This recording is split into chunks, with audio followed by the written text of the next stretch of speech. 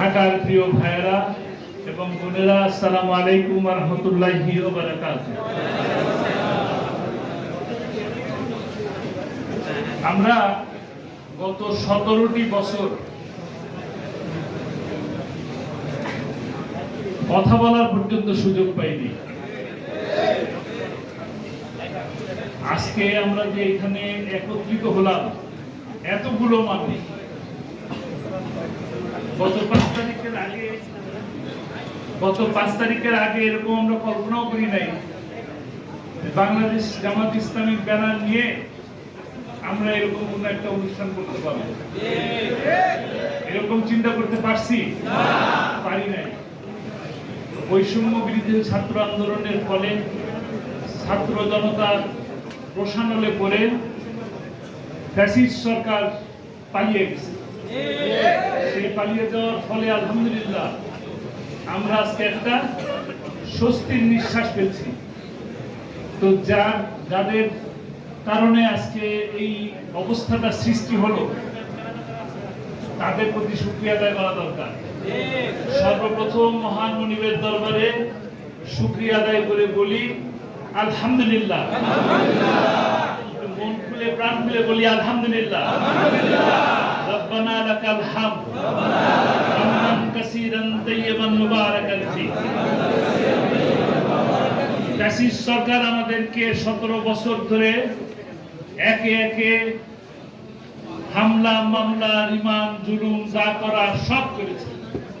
এমন কোন লোক নাই এখানে হাত উজাড় করলে বাকি থাকবে যে মামলা হয় নাই, জেলে যায় নাই। আছে? সকলেই মোটামুটি আমরা জেলের মধ্যে থেকে ঘুরে আসছি, সরকারের মেহমান হয়েছি নাকি? এর মধ্যে আমাদের একেবারে সর্বপ্রথম যে আমাদের মুরব্বী যারা আছেন তাদেরকে দিয়েই তারা উদ্বোধন করছে। আমাদের নেতা মোল্লা মতিউর রহমান নিজামী, অধ্যাপক গোলাম আজম, আলী হাসান মোহাম্মদ মুজাহিদ, আল্লামা দেলোয়ার হোসেন সাইদি, কামারুজ্জামান, কাদের মোল্লা, মীর কাসেম আলী, কাউকে বাদ দেন নাই। এগুলা করার পিছনে কারণ ছিল ইসলামী আন্দোলনের নেতৃবৃন্দকে ধ্বংস করা। ইসলামী আন্দোলনের ইসলামী কথা বলে, কোরআনের কথা বলে এরকম সমস্ত কণ্ঠকে নিস্তব্ধ করে দেওয়া। নিস্তব্ধ হয়েছে? হয় নাই। 1 তারিখে তারা জামাত ইসলামীকে নিষিদ্ধ করেছিল, 5 তারিখে কারা নিষিদ্ধ হয়ে গেছে? আবার কি তাদেরকে সুযোগ দিবেন? আর কোন কি সুযোগ আছে?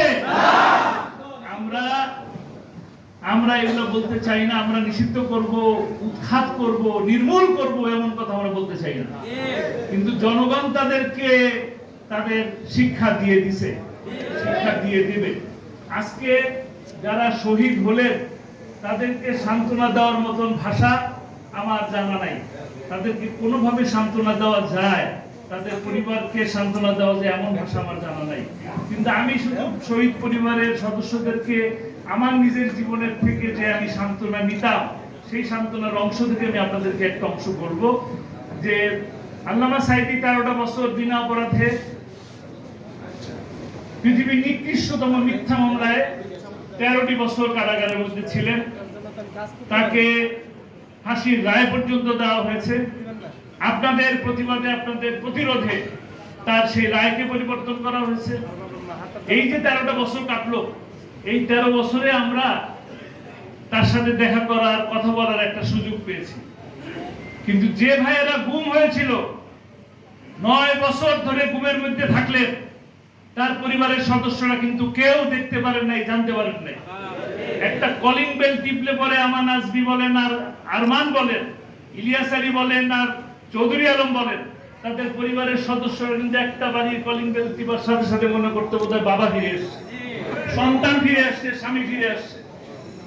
এই মানুষগুলোর কষ্টের কথা চিন্তা করে আপনি চিন্তা করেন যে আপনার সন্তান বা পরিবারের সদস্য যারা শহীদ হলো তাদেরকে আমাদের আমিরে জামাতের পক্ষ থেকে বীর যোদ্ধা হিসাবে, জাতীয় বীর হিসাবে ডিক্লেয়ার করা হয়েছে। আগামীতে যে ইতিহাস লেখা হবে সেই ইতিহাসও ইনশাআল্লাহ আপনাদের সন্তানদের নাম, আপনাদের পরিবারের সদস্যদের নাম স্বর্ণালী অক্ষরে লেখা থাকবে। কাজেই আপনারা ধৈর্য ধরুন। আপনাদের এই ত্যাগের কারণে আজকে আমাদের সকলের স্বস্তির নিঃশ্বাস ফেলছি। আপনাদের জন্য আমাদের দোয়া থাকবে। আমরা ইনশাআল্লাহ আমরা ইনশাআল্লাহ আপনাদের পাশে এখন যেমন করে আছি, সরকারকে আমরা আপনাদের পাশে থাকার জন্য দাবি জানাচ্ছি। সরকার আপনাদের পাশে থাকুক বা না থাকুক, বিপদে আপদে সর্বসময় শহীদি কাফেলা বাংলাদেশ জামাত ইসলামী আপনাদের পাশে ছিল, থাকবে ইনশাআল্লাহ। এই কথা আমি বলছি না, আমাদের একেবারে রাহাবা যিনি আছেন একেবারে সর্বোচ্চ পর্যায়ের নেতা, তিনি আমাদের শ্রদ্ধেয় ডাক্তার শফিকুর রহমান সাহেব জানিয়েছেন, আমরা তার পক্ষ থেকে বলছি আপনারা তার সালাম নেবেন। ইনশাআল্লাহ আপনাদের পাশে আসি, আপনাদের পাশে থাকবো, এই কথা দিচ্ছি। আমার তৌফিক ইল্লা বিল্লাহ। আসসালামু আলাইকুম ওয়া রাহমাতুল্লাহ।